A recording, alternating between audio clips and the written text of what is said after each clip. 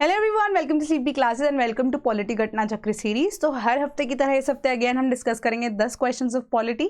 तो इस बार वाले questions again current affairs based होंगे। ठीक है, करंट अफेयर्स के बेसिस पे हम क्या करेंगे, यहाँ पे बहुत सारी जो स्कीम्स है वो डिस्कस करने वाले हैं, बहुत सारी ऐसी जजमेंट जो है जो कि इंपॉर्टेंट थी उसे डिस्कस करने वाले हैं। कुछ ऐसे सिमिलर क्वेश्चन होंगे, राइट। तो पहला क्वेश्चन हमारे पास क्या है, देखते हैं कि Pushpa Kamal Dahal Prachanda has been appointed as the new prime minister of which country. Fairly simple question. A Bangladesh, B Nepal, C Maldives and D Mauritius.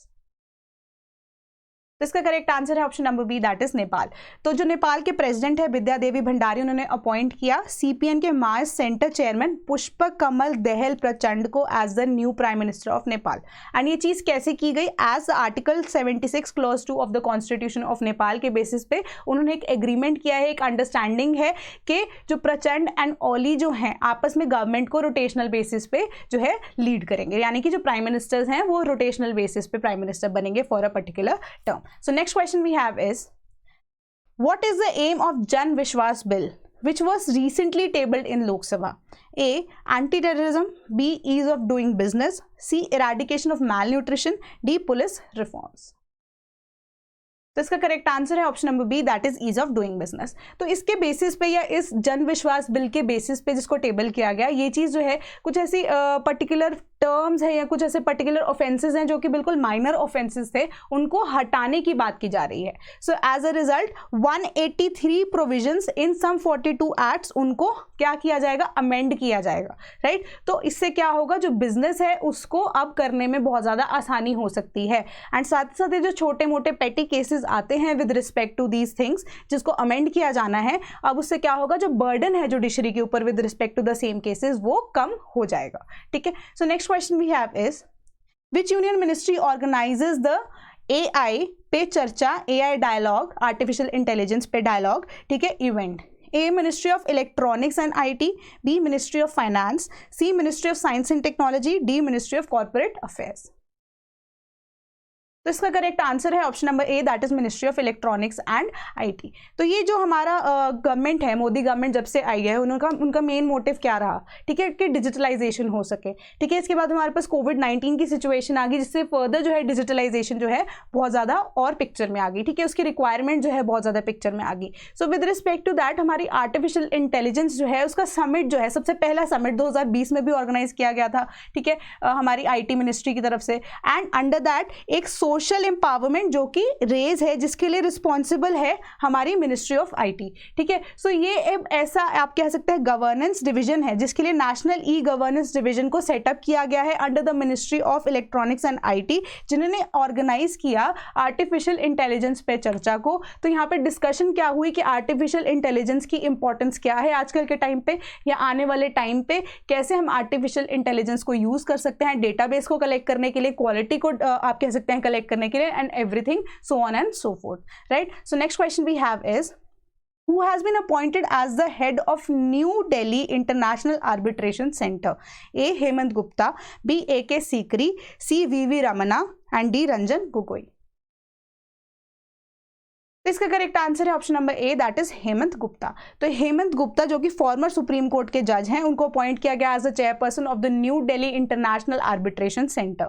तो यहाँ पे इसको इस्टेब्लिश किया गया था, जो आर्बिट्रेशन सेंटर है इसको इस्टेब्लिश क्यों किया गया था, ताकि क्रिएट किया जा सके ऐसा एक independent forum for what, for the autonomous regime of institutionalised arbitration. यानी कि अब जो ऑटोनॉमस तरीके से कोई भी हमारा इंस्टीट्यूशन है वो arbitration with in that institution जो है वो कंडक्ट की जा सके, राइट। फॉर एग्जाम्पल यहाँ पे हमारे पास जैसे एक सरकारी विभाग है, ठीक है, उसके ऊपर जब इंक्वायरी बैठती है, इंक्वायरी बैठने के लिए एक कमिटी को बनाया जाता था, राइट, या आप कह सकते हैं सीनियर्स के बाद जब वो बात आगे जाती थी वो कमिटी के थ्रू जाती थी। तो अब वो कमिटी जो है या लेटर ऑन जो उस पर कोर्ट केस होता था वो चीज़ ना करते हुए अब क्या है कि इंस्टीट्यूशन के बीच में ही ऑलरेडी एक ऐसा हमारे पास आर्बिट्रेशन का मेथड या मोड एप्लीकेबल रहेगा जिससे फर्दर क्या किया जा सकता है कि कोई भी सर्विस रिलेटेड इशूज़ है, जॉब रिलेटेड इशूज़ है, उसको वहाँ पर डायरेक्टली आप डील कर सकते हैं, right. So this is the main motive.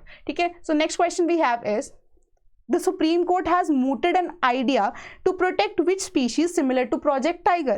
A, Asiatic lion, B, one-horned rhino, C great Indian bustard and D Nilgiri tahr. तो इसका करेक्ट आंसर है fairly simple option number C, that is great Indian bustard.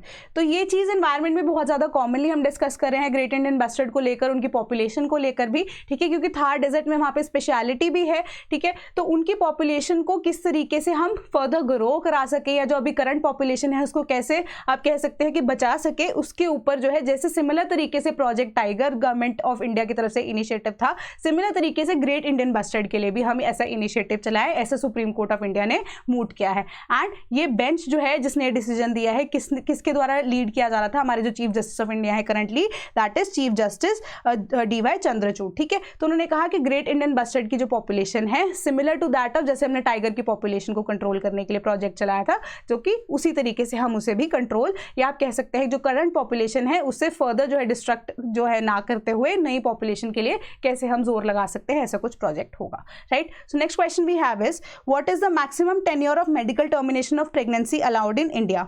A 24 weeks, B 22 weeks, C 20 weeks, D 18 weeks। तो इसका correct answer है option number ए 24 weeks. तो अभी last year क्या हुआ था, हमारे अबॉर्शन बिल में जो है अमेंडमेंट की गई थी, ठीक है, तो अलाउ कर दिया गया था 24 वीक्स तक प्रेगनेंसी को टर्मिनेट करने के लिए। बट इन एक्सट्रीम केसेस जब हम देखते हैं तो एक 33 वीक की जो प्रेगनेंसी का केस था उसमें भी सुप्रीम कोर्ट की तरफ से भी या इवन दिल्ली हाई कोर्ट की तरफ से भी अलाउ कर दिया गया था कि एक 26 साल की औरत को कि वो अपनी प्रेगनेंसी को टर्मिनेट कर सके। क्यों? Because the foetus was you can say के suffering from some kind of cerebral abnormality. So under this circumstances, जो कि एक्सेप्शनल सर्कमस्टांसेस हैं, in case of that bench ने ये चीज साइड की थी, it is a choice of the mother and the dignified life of an unborn child, जो कि हमारी अटमोस्ट इंपॉर्टेंस होनी चाहिए, राइट। तो यहाँ पे एक्सट्रीम केसेस में ऐसी प्रेगनेंसीज जो है उसको भी अलाउ किया जाता है कि वो टर्मिनेट की जा सके, right. So next question we have is कि which department launched a nationwide campaign for promotion of digital life certificate? A department of pension and pensioners welfare, B department of health and family welfare, C department of women and child development, D department of economic affairs. तो इसका correct answer है option number A, that is department of pension and pensioners welfare. तो यहाँ पे आपको पता होगा कि कोई अगर आपकी फैमिली में कोई एल्डर्स है कि हर साल नवंबर के स्टार्टिंग मंथ में क्या होता है, एक लाइफ सर्टिफिकेट बैंक में जाके उन्हें जमा कराना पड़ता है, राइट। तो एक बहुत ज़्यादा प्रॉब्लमैटिक सिचुएशन तब आती है कि जो बूढ़े बुजुर्ग हैं उनको अपनी पेंशन लेने के लिए, लाइफ सर्टिफिकेट देने के लिए, जो चल भी नहीं सकते, बैंक तक जाना पड़ता है। तो उस चीज़ को भी अब ईज किया जा रहा है, राइट, कि अब ऑनलाइन जो है पेंशन या पेंशनर्स वेलफेयर उनके द्वारा क्या किया गया है, नेशन वाइड तरीके से कैंपेन जो है वो प्रमोट की जा रही है कि डिजिटल तरीके से भी आप अपना लाइफ सर्टिफिकेट जो है वो जमा करा सकते हैं। तो इस कैंपेन के थ्रू क्या होगा, आपका लाइफ सर्टिफिकेट भी दिया जा सकता है, इसके अलावा डिजिटलाइजेशन को भी प्रमोट किया जा सकता है, ठीक है। इसके अलावा जो ट्रांसपेरेंसी है या ईज ऑफ यूजेज है उसको भी बढ़ाया जाएगा। टेक्नोलॉजी जो है उसमें आप क्या कर सकते हैं, फेस ऑथेंटिकेशन जो है रिक्वायर्ड रहेगी, थंबप्रिंट इंपॉर्टेंट रहेंगे। तो इसके बेसिस पे आप घर बैठे बैठे या आप आसपास के जो सेंटर्स एस्टैब्लिश होंगे वहां जाके क्या कर सकते हैं, इजीली अपना लाइफ सर्टिफिकेट दे सकते हैं। अब आपको बैंक में जाकर लाइन में लगकर जाने की कोई जरूरत ऐसी नहीं रहेगी, right. So next question we have is which institution set up a committee to prepare roadmap to introduce undergraduate and postgraduate courses in regional languages? A AICTE, B UGC, C NITI Aayog and D NTA। तो इसका correct answer है option number B, that is UGC. कि UGC को अब ये चीज कहा गया है कि जितने with respect to humanities, commerce या आप साइंसेस के सब्जेक्ट्स हैं वो अवेलेबल कराए जा सके हैं, उनका जो बुक्स है, उनका जो मटेरियल है वो रीजनल लैंग्वेजेस में भी उनको प्रोवाइड किया जा सके किसी स्टूडेंट्स को जो कि इंटरेस्टेड है फील्ड में, ठीक है। सो अब कौन सी लैंग्वेजेस, जिसमें तेलुगु है, तमिल, कन्नड़ा, मलयालम, मराठी, गुजराती, पंजाबी, हिंदी, असमीज, बंगाली, इस सब में आपके जो रीजनल कोर्सेज हैं वो भी होंगे रीजनल लैंग्वेजेस में। इसके अलावा हमारे पास जो कॉमर्स, ह्यूमैनिटीज एंड साइंसेज जितने भी उसके सब्जेक्ट्स हैं उसका जितना भी मटेरियल है वो अब रीजनल लैंग्वेज में भी एप्लीकेबल होगा। इसके अलावा एक चीज और है कि जो अब एग्जाम्स हैं या जो कोर्सेज हैं उनको भी डायरेक्टली लॉन्च किया जाएगा in the regional languages as well. So as a result यहाँ पे रीजनल लैंग्वेजेस को प्रमोट करने के लिए या मदर टंग को प्रमोट करने के लिए इनिशिएटिव गवर्नमेंट ऑफ इंडिया के द्वारा, ठीक है। So next question we have is which two countries have been studying India's अब PMJ health assurance scheme? A Sweden and Denmark, B Nepal and Bangladesh, C Sweden and Nepal, D Sri Lanka and Nepal. तो इसका correct answer है option number C, that is Sweden and Nepal.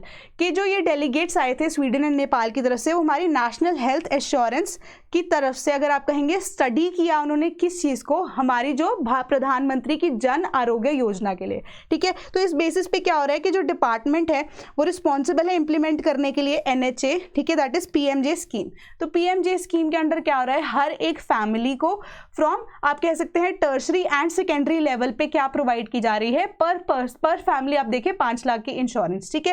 And इससे क्या होगा, 100 million से ज़्यादा poor families जो हैं वो ट्रीटमेंट ईजिली करा सकती हैं। तो इसी चीज़ को पढ़ने के लिए, इसी चीज़ की फील्ड स्टडी करने के लिए अब यहाँ पे नेपाल और स्वीडन के जो डेलीगेट्स हैं वो आए थे, right. So next question and the last question we have is कि which state pass the regularisation of unauthorised development bill in 2022?